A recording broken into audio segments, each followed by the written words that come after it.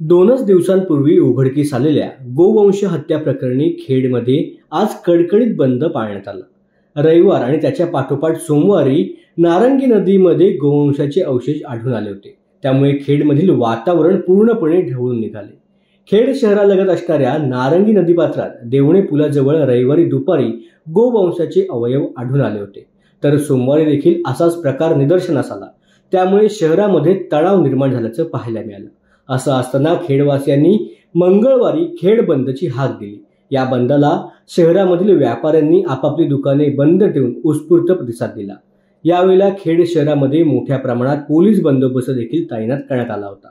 सकल हिंदू समाजाच्या वतीने हिंदू बांधवांनी एकत्रित येत खेड पोलीस स्थानकामध्ये या घटनेचा निषेध नोंदवत निवेदन देखील प्रशासनाला दिले. खेडमध्ये गेल्या काही महिन्यांपासूनच गोवंश हत्या होत असल्याच्या चर्चा सुरू होत्या.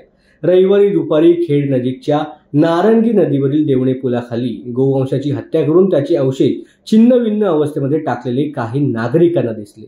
हा संतापजनक प्रकार याची माहिती खेडवासियांना मिळताच घटनास्थळी गर्दी देखील जमायचं पाहायला मिळालं. त्यातच दापोली खेड मंडणगड या विधानसभेचे आमदार योगेश कदम हे सध्या गृहराज्यमंत्री म्हणून कार्यरत आहेत. त्यांनी देखील पोलिसांना कोणती हयगय न करता तातडीने तपास करण्याच्या सूचना देखील दिल्या. या सगळ्या प्रकरणाची गंभीर दखल घेत जिल्हा पोलीस अधीक्षक धनंजय कुलकर्णी यांनी खेड येथे तातडीने भेट देऊन या प्रकरणाची माहिती घेत तपासाचे आदेश दिले.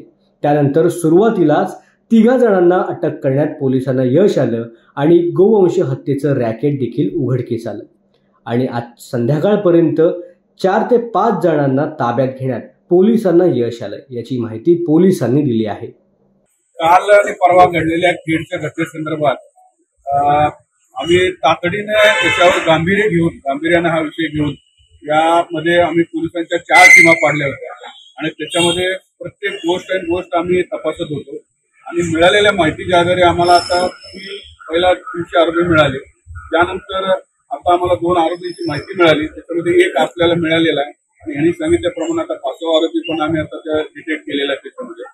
आणि फक्त एवढंच आहे की ह्या घटनेमध्ये जे काही आरोपी असतील किंवा ज्यांचा याच्यामध्ये सहभाग असेल किंवा त्यांचा कुणीतरी त्याला पाठिंबा दिला असेल, त्यांना कुणालाही त्यांची गय केली जाणार नाही.